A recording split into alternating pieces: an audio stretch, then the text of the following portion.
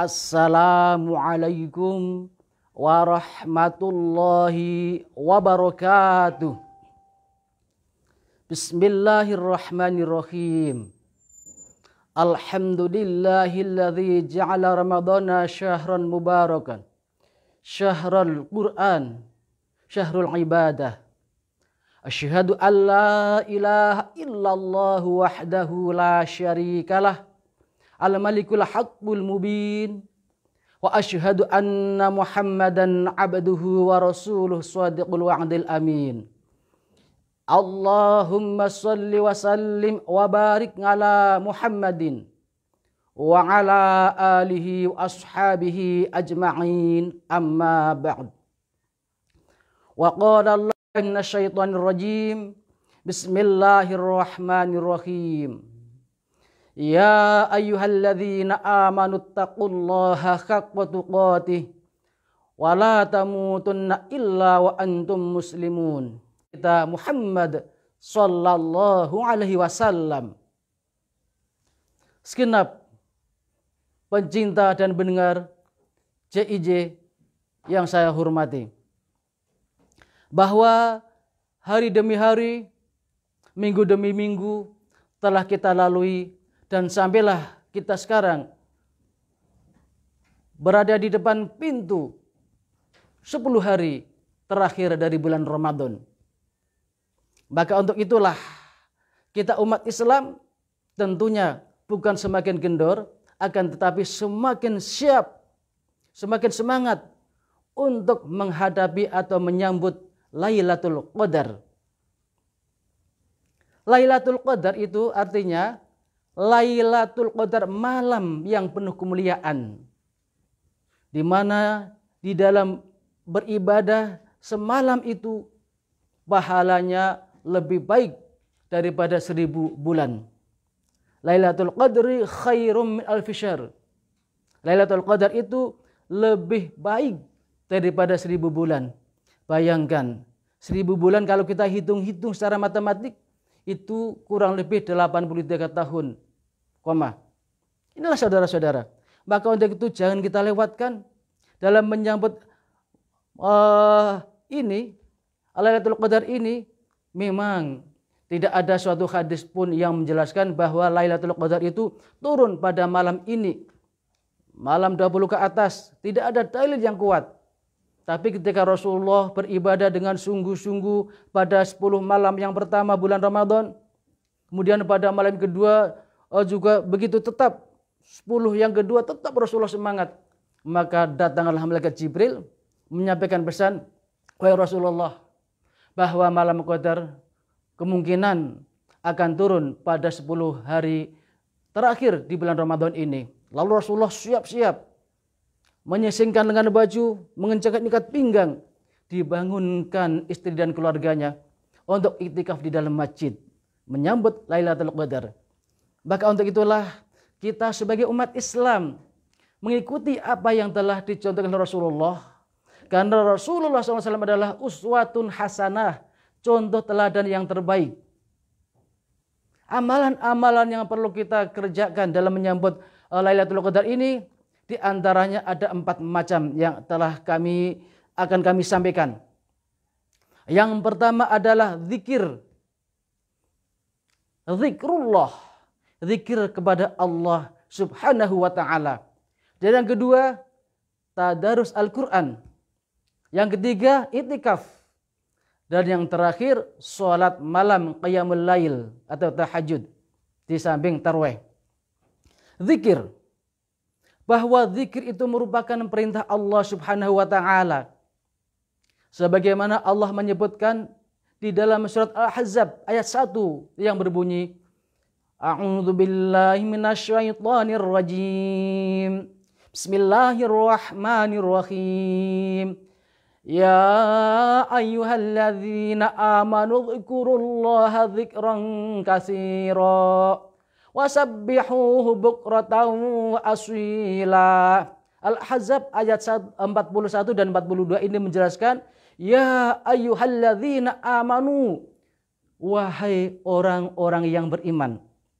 Panggilan ini khusus pada orang yang beriman. Jadi orang yang belum beriman belum dipanggil.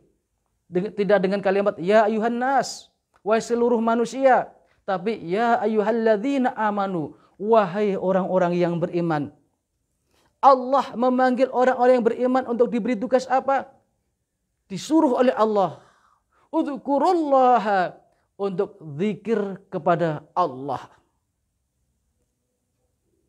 Zikran katsira, dengan zikir yang sebanyak-banyaknya. Jadi perintah zikir di sini adalah zikir yang sebanyak-banyaknya. Wasabbihu bukratahu aswila, dan bertasbihlah memuji kepadanya bukratahu aswila, di waktu pagi dan sore. Kalau makna zikir mungkin kita semuanya sudah tahu, di mana zikir itu berasal dari kata dzakara yadzkuru, zikr. Bahkan kalau kita lihat dalam kamus-kamus modern juga sama, baik di dalam kamus Al-Munawwir atau Al-Munjid, memiliki arti yang sama, adalah bertasbih kepada Allah Subhanahu wa taala. Zikir bisa dengan lisan, bisa dengan hati, dan bisa dengan perbuatan. Maka zikir itu dibagi oleh para ulama menjadi 3 bagian. Yang pertama adalah zikir jali, yang kedua zikir khafi, yang ketiga zikir hakiki. Zikir jali, lisannya mengucapkan kalimat-kalimat thayyibah untuk menuntun hatinya supaya ingat. Kemudian yang kedua zikir khafi, zikir yang lisannya mengucapkan sekaligus hatinya konsentrasi, mengingat-ingat maknanya. Kadang-kadang ada orang yang mereka zikir, tetapi hatinya wisata kemana-mana. Bahkan kadang orang sholat, di mana sudah mengucapkan kalimat, Inni wajjahtu wajhiya lilladzi fataras samawati wal arda hanifan musliman wa ma ana musyrikin.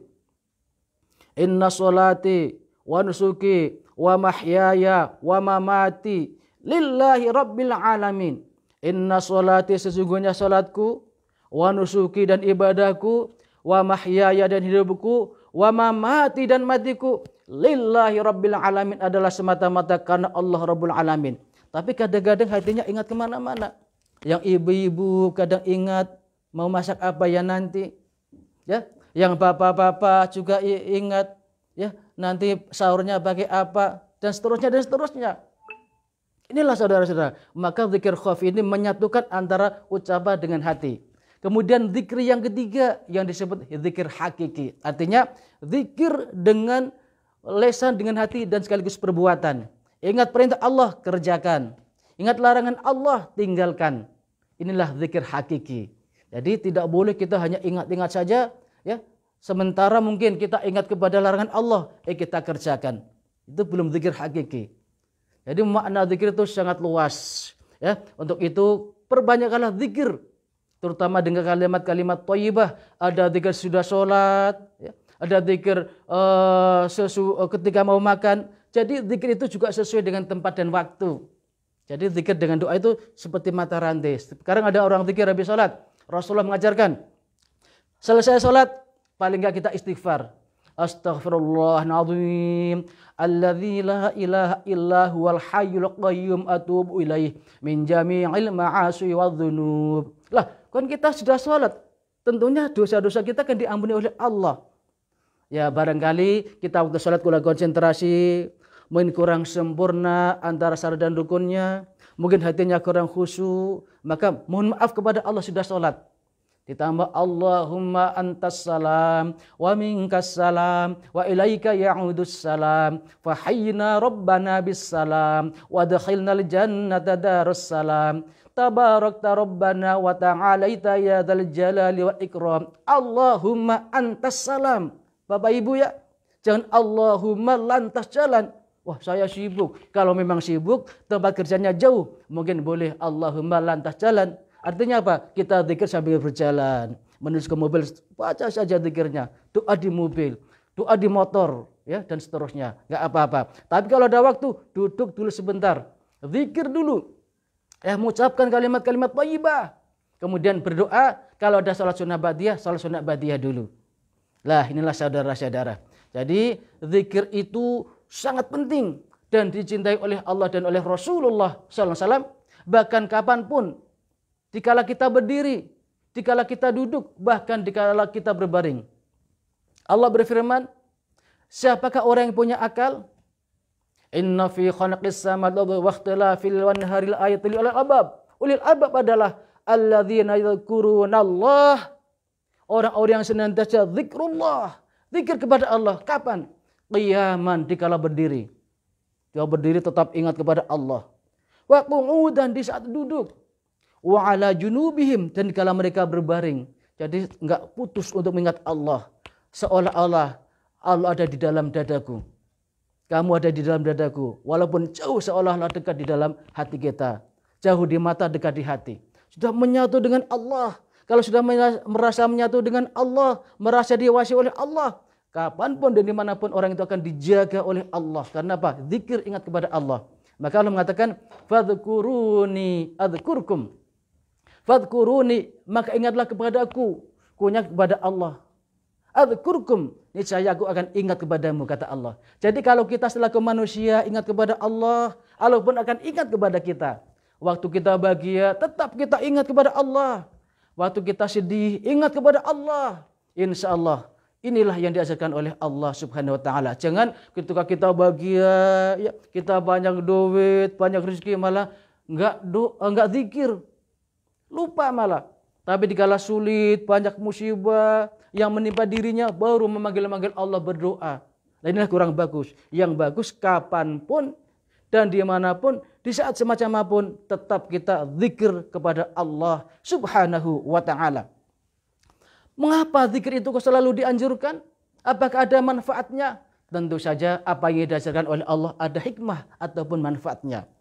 Di antaranya hikmah atau manfaat zikir kepada Allah. Allah menyebutkan, ya ayyuhalladzina amanu dzkurullah, ya ayyuhalladzina amanu, alladzina amanu wa tatma'innu qulubuhum bidzikrillah. Ala bidzikrillah tatma'innul qulub. Orang-orang yang beriman, hati mereka, jiwa mereka menjadi tenang dan tentram. Alladzina amanu wa tatma'innu qulubuhum bidzikrillah. Sebab zikir kepada Allah. Jadi jelas di sini maknanya. Orang-orang yang beriman, qulubuhum, hati mereka menjadi tenang, menjadi tenteram. Bidzikrillah, sebab ingat, sebab zikir kepada Allah Subhanahu wa Ta'ala. Ala bidzikrillahi tatma'innul qulub. Ingatlah, hanya dengan zikir kepada Allah, tatma'innul qulub, hati menjadi tenang, jiwa menjadi tenteram. Sekarang orang ingat tiap hari, ya, ingat pekerjaan, ya, ingat harta, ingat urusan dunia, tapi lupa ingat kepada Allah, hatinya gak tenang, gak tenteram. Pagi-pagi bangun tidur, kerjaannya jauh, belum sempat mandi, belum sempat salat subuh, lalu pergi ke tempat kerjaan. Di tempat kerja juga lupa, tidak ingat kepada Allah. Begitu sampai waktu duha, waktu luang gak mau salat duha. Waktu zuhur mendengar suara azan, hayya 'alas shalah. Ayo kita salat. Hayya 'alal falah. Ayo mari mencari keuntungan, mencari kebahagiaan, mencari kemenangan. Dia masih sibuk dengan pekerjaannya, entar dulu. Waktu zuhur habis. Sore mau pulang, jam 4 umpamanya, lah entar sholat di jalan. Di jalan macet, akhirnya sampai di rumah sudah isya, maghribnya ketinggalan. Sampai sudah isya, capek, lelah, sudahlah makan, kemudian tidur lagi. Subhanallah. Terus semacam ini tiap hari. Inilah orang yang lupa kepada Allah. Maka untuk itu kita menjadi orang yang senantiasa ingat kepada Allah, supaya hati kita, jiwa kita menjadi tenang dan tentram. Orang begitu mengingat kepada Allah terus menerus, insya Allah tenang. Sekarang umpamanya kita zikir dengan bacaan Alhamdulillah, Alhamdulillah, Alhamdulillah. Nah, kalau habis sholat kan kita zikir Subhanallah 33 kali, Alhamdulillah, Alhamdulillah 33 kali, Allahu Akbar 33 kali, jumlah 99, genapnya 100 ditambah La ilaha illallah wahdahu la syarikalah, lahul mulku wa lahul hamdu yuhyi wa yumit, wa huwa ala kulli syai'in qadir. Kata Rasulullah, orang yang zikir semacam ini dosa-dosa mereka akan diampuni oleh Allah, dosa-dosa yang lalu. Walaupun dosa mereka wa ingkanat misla zabadil bahri. Walaupun dosa itu banyak sekali seperti buih di lautan atau seperti pasir di tepi pantai. Subhanallah. Kita ucapkan sehari-hari, kita melihat sesuatu yang kagum, subhanallah. Ya. Kemudian ucapkan juga perbanyak alhamdulillah. Salah satu ucapan syukur dengan lisan alhamdulillah. Ucapkan ibu-ibu ya alhamdulillah. Bapak-bapak juga alhamdulillah. Seorang ibu-ibu ya, kalau bapaknya pulang kerja dapat duit banyak, alhamdulillah. Dapat duit sedikit, alhamdulillah. Gak dapat uang, jangan marah ibu ya, tetap alhamdulillah.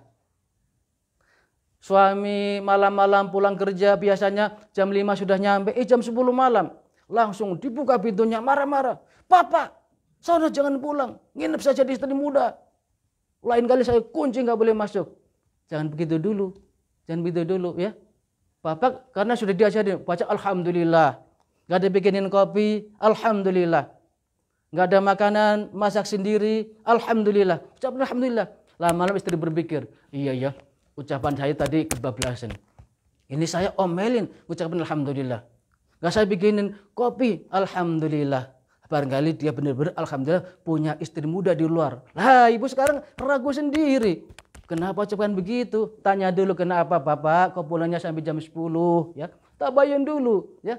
Jadi setelah itu Bapak baru bicara, oh iya tadi habis acara kerja ada rapat mendadak, ada rapat kerja mendadak sehingga pulang macet sampai rumah begini jam 10 malam. Oh iya mohon maaf saya suudzon ayah, lah salaman, ayo bareng-bareng yang baik, rukun gitu.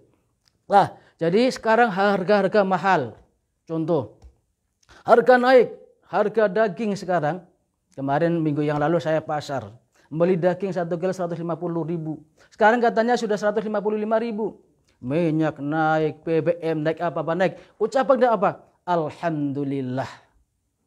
Insya Allah akan tenang kita. Alhamdulillah. Punya uang banyak, alhamdulillah. Nggak punya minyak, alhamdulillah. Masih bisa apa? Direbus bisa, dibakar bisa. Jangan antri begitu sampai panjang, bahkan ada yang meninggal. Apalagi puasa-puasa semacam ini. Maka saya anjurkan kepada ibu-ibu, nggak usah antri minyak bu ya. Kalau nggak punya minyak, sudah deh dibakar saja atau direbus saja. Sudahlah, pokoknya qanaah saja lah. Apa yang ada sudah kita syukuri. Ya, kita syukuri apa yang ada. Boleh mencari tambahan, tetapi tentu dengan cara-cara yang baik, cara-cara yang halal. Hadirin pemeriksa radio Islamic Center Jakarta yang saya hormati.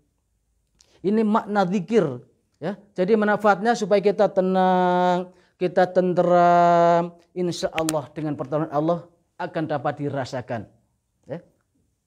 Kemudian apakah ada ya orang yang enggak mau zikir hidupnya menjadi bahagia?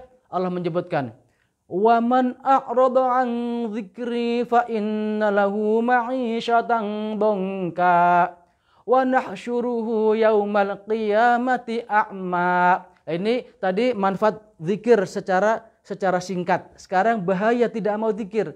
Wa man a'rada 'an dzikri, barang siapa yang lalai an dzikri dari zikir kepadaku, kata Allah, fa inna lahu ma'isyatan dhanka, maka ia berada dalam kehidupan yang sangat sempit, dongka, sempit, sulit, resah, gelisah dan sebagainya. Mereka bukan merasa sempit dadanya, sempit hatinya, sempit jiwanya, bukan karena mereka tidak punya rumah yang besar. Rumah mereka besar, fasilitasnya lengkap, AC-nya lengkap, makanan lengkap. Bahkan pekarangannya luas sekian hektar. Kolam renang punya, lapangan olahraga punya, tapi jiwanya merasa sempit. Ini saudara-saudara. Karena apa? Mereka lupa kepada Allah Subhanahu wa taala. Mereka tidak mau zikir baik dengan lisan, dengan hati atau dengan perbuatan. Mereka jauh dari Allah Subhanahu wa taala. Wa man a'rada 'an dzikri fa inna lahu ma'isyatan dhanka. Ini sangat berbahaya. Sehingga efeknya apa? Bisa orang yang kaya, ya, gajinya besar, akhirnya apa? Masih mohon maaf, kurang puas, akhirnya dia bisa masuk penjara gara-gara apa? Gara-gara korupsi umpamanya. Ada orang punya istri cantik, tetapi dia nggak zikir kepada Allah, menuduh bahwa istrinya selingkuh. Akhirnya seorang suami gantung diri gara-gara istrinya selingkuh, katanya begitu. Aturan jangan begitu. Alhamdulillah terus, alhamdulillah rabbil alamin. Istri selingkuh, cari lagi. Masa laki-laki kalah dengan istri? Masya Allah lah ini. Masya Allah. Maka selalu ingat kepada Allah, supaya kita jangan di dunia tidak susah, tidak sempit, dada kita nggak sesat. Bahkan lebih berbahaya lagi, wa nahsyuruhu yaumal qiyamati a'ma. Dikumpulkan, digiring di padang mahsyar nanti dari hari kiamat, a'ma, dalam keadaan buta. Bayangkan kita biasanya bisa melihat semacam ini, tiba-tiba buta, kita digiring, bingung mau kemana. Sudah berada di padang mahsyar, ya Allah, panasnya luar biasa, seolah-olah matahari itu sangat dekat dengan kepala kita. Keringatnya seperti orang mandi, seperti terwarnya hitam, tapi mata kita buta. Orang itu berbicara, qala Rabbi lima hasyartani a'ma wa qad kuntu basira. Rabb, ya Tuhan, lima hasyartani a'ma, kenapa aku dikumpulkan dalam keadaan buta? Wa qad kuntu basira, padahal aku dahulu dalam keadaan bisa melihat terang benderang. Sekarang aku buta dalam kondisi tersiksa semacam ini. Tidak ada yang dapat menolong. Di dunia aku orang kaya, kemanapun pergi aku bisa wisata ke luar negeri, bisa menyaksikan 7 keajaiban dunia. Apa yang saya mau bisa. Ya Allah, sekarang aku di dalam keadaan begini, buta, gak tahu apa-apa, dan tersiksa semacam ini. Ya Allah, tolonglah aku, ya Allah, ya Tuhanku. Apa jawab Allah? Kadzalika atatka ayatuna fanasitaha wa kadzalika al-yawma tunsa. Dahulu kamu pura-pura enggak mengerti, pura-pura buta. Ku panggil untuk ingat kepadaku sehari semalam 5 kali. Ku panggil untuk sholat, ada suara adzan 5 kali, engkau pura-pura enggak mendengar. Ada masjid, kau enggak pernah datang ke masjid. Ada musola, kau pura-pura enggak tahu musola, dan seterusnya. Anda selama hidup enggak pernah ingat kepadaku. Wa kadzalika al-yawma tunsa, maka pada hari ini juga aku melupakan kepadamu. Apa yang diminta oleh Allah, Allah cuek. Kita enak enggak Bu kira-kira dicuekin? Enggak enak. Kita punya suami kita nyuekin kepada kita. Begitu juga seorang suami dicuekin istrinya juga enggak enak. Atau anak-anak muda yang mereka berpacaran, tiba-tiba pacarnya diam terus. Diajak kemana diam, enggak menjawab. Aduh, kenapa ini? Enggak enak aku. Kan begitu saudara. Ini akibat bahaya tidak mau zikir kepada Allah Subhanahu wa taala. Lupa segalanya, yang diingat hanya urusan dunia. Padahal dunia itu adalah sesuatu yang fata morgana. Hanya sebatas kita hidup, sudah kita meninggal, sudah kita nggak urusan lagi dengan dunia. Kita meninggalkan harta yang banyak sekian triliun sekarang untuk rebutan oleh anak cucunya. Kita di sana hanya sendirian, yang menamai hanya amal kita. Yang pertama, zikir kepada Allah. Jadi hikmah dan manfaatnya dan bahayanya. Apa manfaat orang yang zikir kepada Allah? Tadi sudah saya sebutkan. Apa bahaya orang yang tidak mau zikir kepada Allah? Putus asa, bunuh diri, hatinya tidak tenang, hidupnya rasanya sempit dan seterusnya. Tidak bahagia intinya. Kemudian yang kedua, dalam menyambut Lailatul Qadar ini, hendaklah kita supaya tadarus. Tadarus Al-Quran. Ya. Quran itu artinya ayat Quran, artinya bacaan. Dan Al-Quran ini diturunkan pada bulan Ramadan. Maka bulan Ramadan disebut juga Syahrul Quran. Imam Ahmad bin Hanbal mengatakan bahwa seluruh kitab-kitab samawi itu diturunkan pada bulan Ramadan. Kitab Zabur diturunkan pada bulan Ramadan. Kitab Taurat diturunkan pada bulan Ramadan. Kitab Injil diturunkan pada bulan Ramadan. Dan kitab Al-Quran yang terakhir diturunkan pada bulan Ramadan. Maka kemarin ada Nuzulul Quran, ya, walaupun tidak secara langsung, tapi melalui online. Termasuk presiden ada, wakilnya ada. Ini saudara, Nah, maka untuk itu bulan Ramadan adalah bulan Al-Quran, diturunkannya Al-Quran supaya kita membaca, minimal membaca, mempelajari, mengamalkan, itu sudah tingkat yang paling tinggi mengamalkan. Jangan sampai terjadi pada umat Islam ini seperti apa yang telah dikhawatirkan oleh Rasulullah sallallahu alaihi wasallam. Ya'ti 'alan nasi zamanun la yabqa minal islami illa ismuhu wa la minal qur'ani illa rasmuhu. Suatu saat nanti akan datang pada umat Islam di mana pada saat itu, pada zaman itu, ya, tidak ada Islam, itu tinggal nama saja. Artinya apa? Sudah prihatin. Jadi banyak orang yang ngaku Islam tetapi ucapannya, tingkah lakunya jauh dari tuntunan Islam. Islam itu hanya sebagai pengakuan saja. Masya Allah. Kalau halnya sudah semacam ini berbahaya. Dan lebih berbahaya lagi adalah apabila Al-Quran itu tinggal tulisan saja.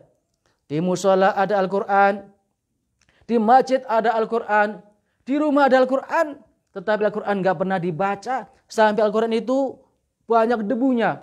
Saya pernah masuk ke suatu masjid habis sholat, sambil santai nyari Quran. Ada Quran, ya Allah debunya banyak banget begini. Tandanya Al-Quran itu nggak dibaca. Apalagi dipelajari hukum-hukumnya, dijadikan sebagai way of life, dijadikan sebagai pedoman hidup. Karena memang Al-Quran itu adalah pedoman hidup.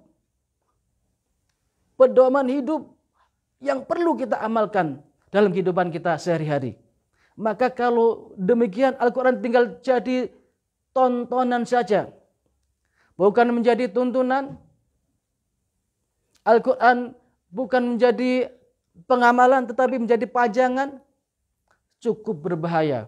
Maka untuk itulah di bulan Ramadan ini, terutama 10 hari terakhir, hendaklah kita tingkatkan untuk semangat membaca Al-Quran, minimal membaca. Membaca saja, kata Ibnu Mas'ud, satu huruf mendapat pahala 1. Lalu didapatkan dengan menjadi 10. Lalu kalau kita membaca 1 juz sudah berapa huruf? Apalagi sampai khatam. Maka untuk itu ulama-ulama terdahulu berlomba-lomba. Sahabat Rasulullah berlomba-lomba. Abu Hurairah di dalam bulan Ramadan khatam Al-Quran 30 kali. Imam Syafi'i khatam Al-Quran 60 kali dalam bulan Ramadan. Bayangkan kalau sekarang Imam Syafi'i seandainya masih hidup, mungkin akan geleng-geleng kepala. Ya Allah, di bulan Ramadan 1 bulan Anda khatam Al-Quran. Gak khatam 1 kali? Enggak. Masya Allah, geleng-geleng kepala Imam Syafi'i. Anda khatam berapa kali? Enggak pernah baca. Masya Allah, lebih sedih. Maka untuk itu, ayo kita berlomba-lomba. Imam Syafi'i kuat sampai 60 kali. Abu Hurairah sampai kuat 30 kali. Maka untuk itu kita harus punya program. Dalam Ramadan ini program saya pertama, salat tarawih tidak pernah berhenti. Setiap malam salat tarawih. Yang kedua, tadarus Al-Quran, punya program khatam paling enggak sekian kali. Boleh 1 kali, boleh lebih banyak, boleh 10 kali. Lah ini Pak Ustadz ngomong doang. Ustadz belum tentu baca. Alhamdulillah saya tidak riya, tidak pamer. 2 kali Ramadan kemarin, setiap Ramadan bisa khatam 10 kali lebih. Ramadan kemarin juga. Tahu sekarang ini yang mudah-mudahan bisa 10 kali. Itu baru jumlah, kuantitas kita tingkatkan, kualitas juga kita tingkatkan. Ramadan ini supaya lebih baik daripada Ramadan yang telah lalu. Ini panjang baca Al-Quran, kita tadarus. Lah di samping kita baca Al-Quran, jangan lupa kepada keluarga kita, anak-anak kita. Allah berfirman, ya ayyuhalladzina amanu qu anfusakum wa ahlikum nara waquduhan nasul hijaratu 'alaiha malaikatun ghiladun syidadun la ya'suna Allah mamrahum wa yaf'aluna ma yu'marun. Ya ayyuhalladzina amanu, wahai orang-orang yang beriman, bapak ibu, saudara-saudara semuanya, qu anfusakum, jagalah dirimu, jaga diri kita supaya tetap iman dan takwa, jaga perintah Allah kita kerjakan, jaga larangan Allah kita jauhi. Wa ahlikum, dan keluargamu. Sebagai seorang suami punya tanggung jawab kepada istri, kepada anak. Ayo gerakan istri kita, anak-anak kita. Ya, seperti tadi, zikir kepada Allah, kemudian baca Al-Quran. Lah, bagaimana dengan anak-anak kita? Tentunya dalam menanamkan pendidikan agama kepada keluarga ada contoh, pertama contoh. Contoh orang tua mendahului dulu. Otomatis kalau orang tua sudah memberikan contoh, anak nanti mudah meniru. Wah, Bapak kok membaca Al-Quran dulu ya, saya mau ikut bacalah. Itu rangsangan yang pertama. Istrinya lama-lama juga malu. Dah, ayah baca Al-Quran, tadi habis subuh baca Al-Quran. Habis tarawih baca Al-Quran. Kadang-kadang malam habis sholat tahajud baca Al-Quran. Masya Allah, kalau begitu ya niru ayah yuk. Niru istri dan anak. Yang kedua bisa memberikan hadiah.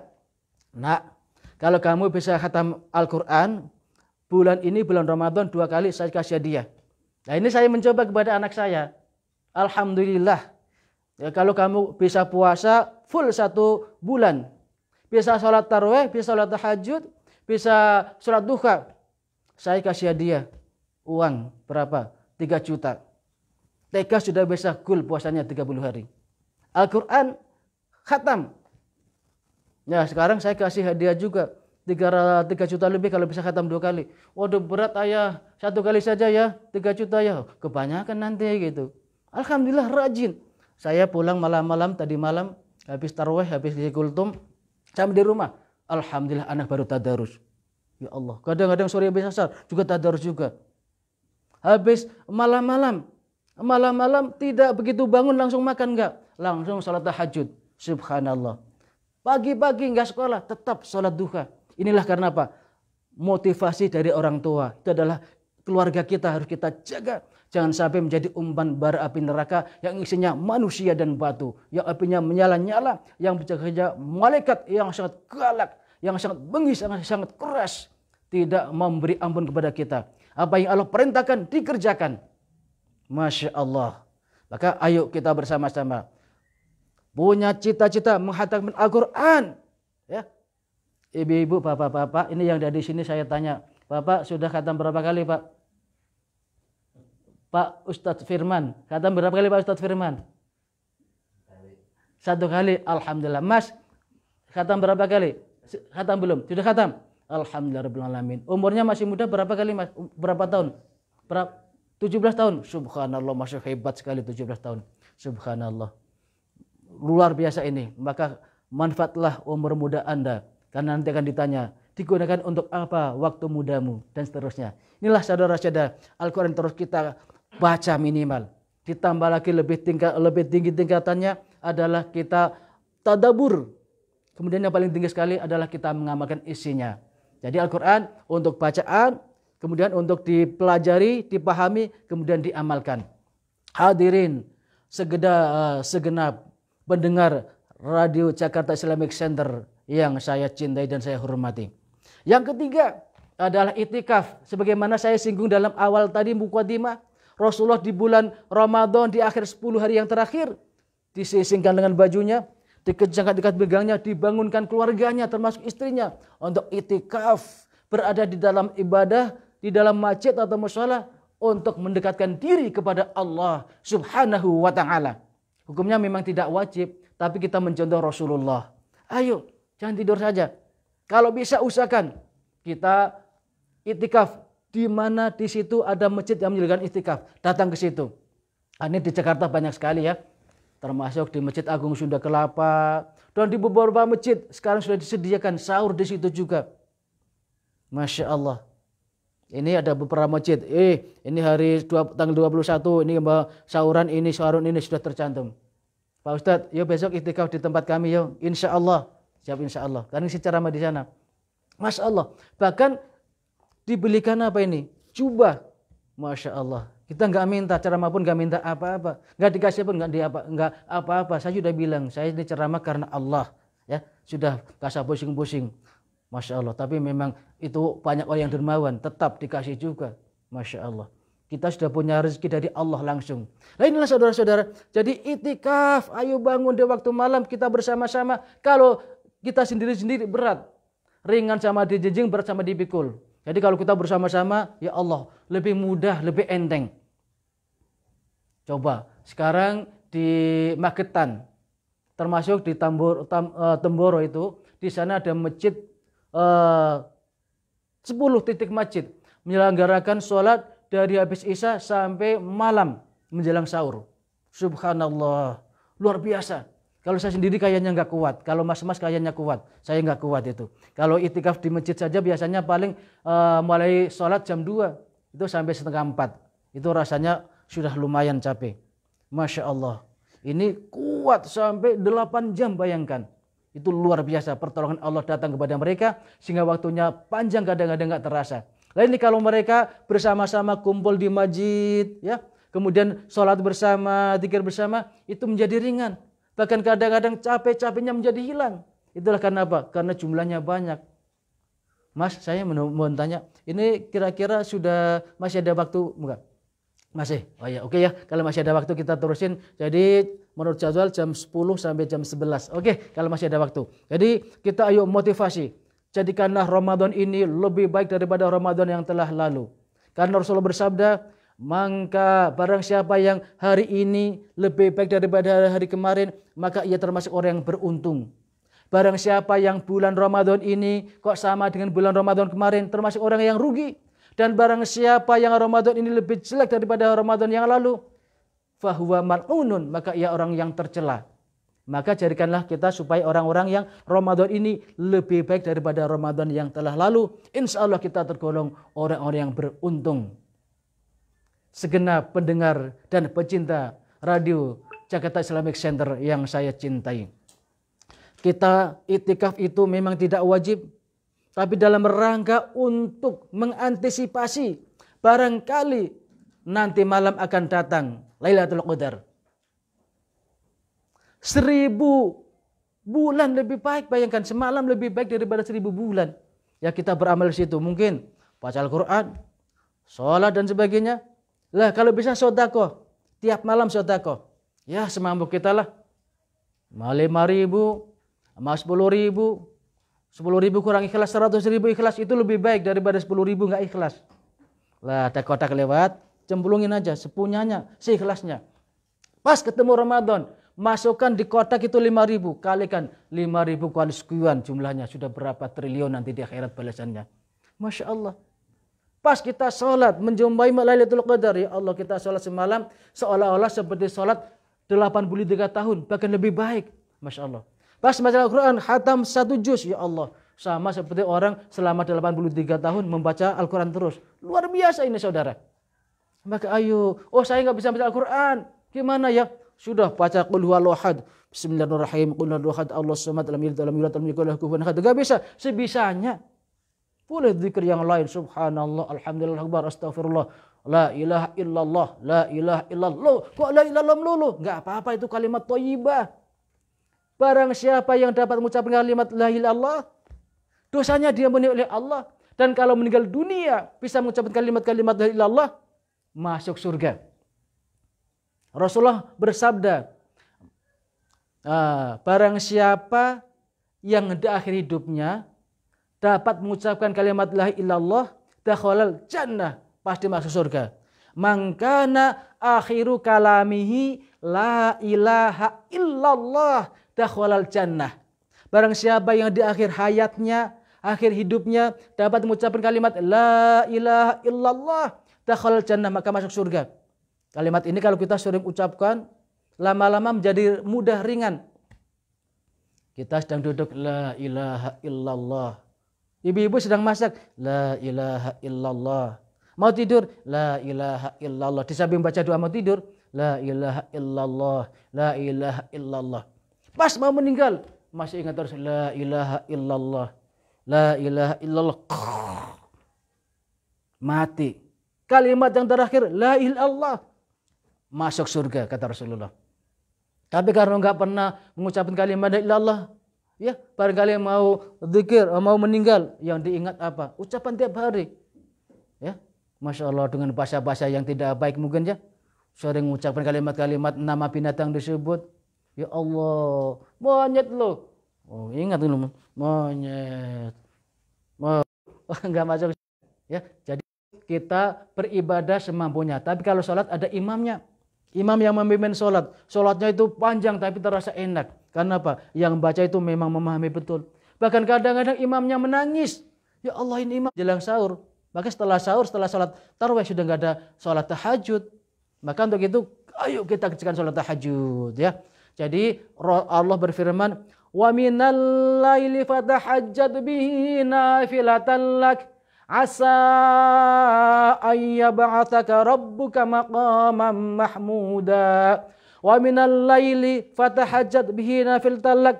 Wa minal laili, dan pada sebagian malam. Wa minal laili fatahajjad bihi nafilatan lak. Hendaklah engkau melakukan salat tahajud sebagai ibadah tambahan. Asa ayyab'atsaka rabbuka maqaman mahmuda. Mudah-mudahan Tuhanmu mengangkatmu ke tempat yang terpuji. Kata ngasa atau la'ala menurut para ahli tafsir itu artinya pasti. Jadi Allah mengatakan atau berfirman, dengan salat tahajud mudah-mudahan Anda diangkat maqaman mahmuda, ke tempat yang terpuji.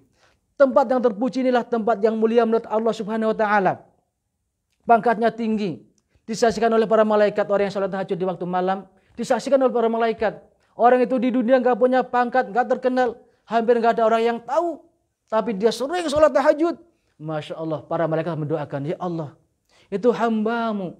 Malam-malam semacam ini orang-orang pada tidur, pada ngorok, dia bangun menghadap kepadamu. Dia istighfar mohon ampun kepadamu. Dia minta kepadamu, ya Allah, ampunilah hambamu itu, ya Allah. Turunkanlah rahmat kepada mereka, ya Allah. Subhanallah.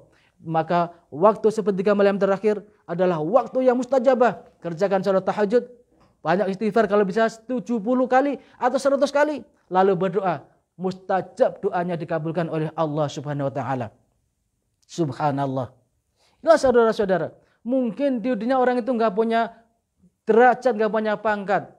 Golongan 1 enggak punya, golongan 2 enggak punya, apalagi golongan 3, golongan 4, 4A, 4B, 4C, 4D, 4E enggak punya. Eselon 4, eselon 3, eselon 2, eselon 1, apalagi enggak punya. Masyarakat enggak ada yang tahu. Mungkin di dunia dianggapnya orang-orang yang jelas sekali. Tapi kalau malam sering bangun salat tahajud, di hadapan Allah orang itu mulia, terpuji. Subhanallah. Inilah saudara-saudara yang dapat saya sampaikan. Mengingat waktu, untuk itu yang penting saya memberikan motivasi. Pertama, di dalam masuk bulan Ramadan 10 hari yang terakhir ini, ayo kita mencontoh Rasulullah SAW. Banyak pergi ke masjid, itikaf. Jangan diperbanyak ngurusi makanan. Ibu-ibu bikin makan siang dan malam, bikin kue. Yang lain pergi ke pasar, ke mall, ke supermarket, ke minimarket, ngumpulin makanan dan sebagainya. Ya Allah, ini nanti untuk apa tujuannya? Contohlah Rasulullah, contohlah Aisyah. Di malam-malam Ramadan yang terakhir adalah itikaf di dalam masjid. Ya, demikian yang dapat saya sampaikan. Semoga bermanfaat. Kurang lebihnya mohon maaf. Billahi taufiq wal hidayah. Assalamualaikum warahmatullahi wabarakatuh.